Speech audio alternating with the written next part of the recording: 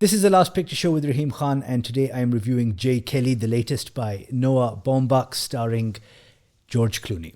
I don't think this man has ever had a bum note in his career. Noah Baumbach is a very, very accomplished filmmaker. I'm not even going to say just a director or just a writer, an accomplished filmmaker.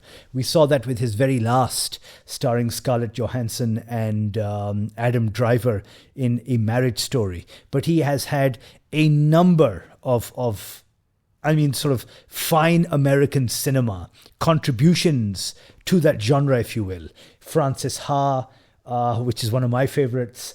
And as I said, I don't think this man has ever had a weak outing until this film. I hate to say it, but J. Kelly is a dud. It is a film that, with a seemingly good premise, fails to deliver on perhaps every account, something that, all of the hallmarks, all of his signatures that we've come to know and like and love. Unfortunately, it doesn't have any of that. And I wonder why that is. The film is about aging movie star J. Kelly, played, of course, by George Clooney, who now, having turned 60, is staring down the barrel of his career, but also, I would say, his life. He's estranged from his eldest daughter. His youngest is going off to college. He seemingly doesn't have any partners, or he has been divorced, of course, but at present he doesn't have any. All he has is a support system in the form of Adam Sandler, who plays his longtime manager. Laura Dern, who is, I guess, also his manager or PR person, something like that. And several others. One, of course, is notable, and that is, of course, British actress Emily Mortimer, who happens to have written this movie with Noah Baumbach. Not to say that this is a first for her.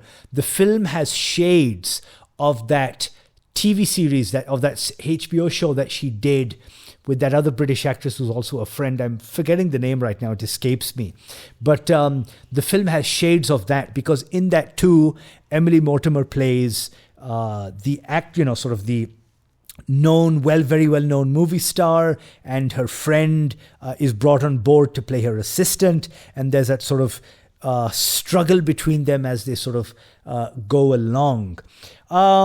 While watching the movie, and I'm not saying that it even comes close to it, but I felt that there was a lot of, there were shades of it, again, to use the phrase, of Fellini's 8.5, because that too is of a person in the movie, someone who's sort of in the field, who sort of is going through this sort of surrealistic recap of his life and experiences. And you get that somewhat in this movie.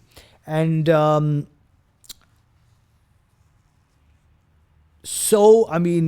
our introduction to J. Kelly's character. We have two turning points, so to speak, where one, he meets, wouldn't say his childhood friend, but at least a very old friend of his who happened to be with him when they were just breaking out in the industry. And there is some unresolved issues between them. And then, of course, there is the fact that his daughter is going off on a Euro trip before she goes to college. And so the movie has us following him in a sort of Romanesque account of both his life and his journey through Europe. Very quickly, of course, should you watch it in the cinema? Should you stream it, or should you skip it? Forget these two and honestly skip it. I feel this movie has no real saving graces. Its runtime is not justified at all. It clocks in at 2 hours? Or 2 hours, 2 hours, 3 minutes or something like that. Why? I mean, I could barely get through the first hour. I'm sorry. I don't know. It's maudlin, which is okay. I mean, sort of that is where the character is, but it lacks that wit, that humor, and and even sort of that sort of Baumbach's earlier works are sort of known for, but it also lacks, I mean, sort of his, honestly, his take. I mean, we often speak of Wes Anderson as sort of having this voice in cinema. Baumbach has it just as well. I mean, sort of in his own way. And I don't know why it just doesn't come through in this movie. There's just something about this film that feels off. And I'm not going to lay this on Emily Mortimer's door for being for having written this along with him. She wrote the story and script or whatever, and he's the director. I don't know. I'm trying to put my finger on it, but I just can't. Like, first let's talk about Clooney. I mean, for a man who exudes charm and who, while not perhaps in the same rarefied air as maybe Cruise, he is one of these sort of like, leading men of Hollywood. And I don't know, I think he's just, I mean, he seems, it's not even stiff. It's not even like stultified. It's more like there's I don't want to say this, of course this would be calumny, but like I think there's sort of evidence of Botox on his face, or I don't know what, but I mean, I think that's preventing him from emoting, preventing him from sort of like, getting him, I don't know, just sort of conveying his emotions on screen, or even just acting. I don't know. Again, don't take my word for it.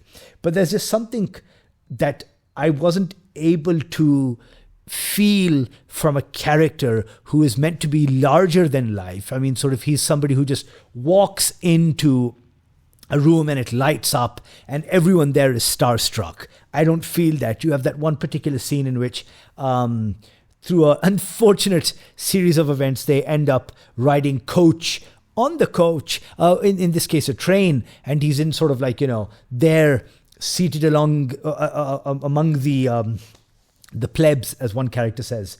And the interaction, I mean, I get it. It's something that perhaps we've all kind of imagined, like, oh my God, what if, sitting on this bus here, or sort of in economy, what if Tom Cruise suddenly walks in? What happens?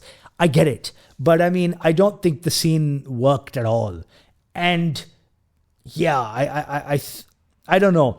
There is, of course, a lot of inner turmoil in this character, in that he has, of course, daddy issues, number one, but then he himself has given those very same issues to his eldest daughter, who has a lot of resentment towards him. But yeah, even though, I mean, there's been a lot of praise for Clooney for this role, I just don't, I'm sorry. And as for Baumbach, I don't know. I think maybe the break that he took after A Marriage Story has left him somewhat grasping. He's gotten out of the swing of things. But definitely, I would say, one of the weakest movies of his oeuvre. So, disappointingly, yeah.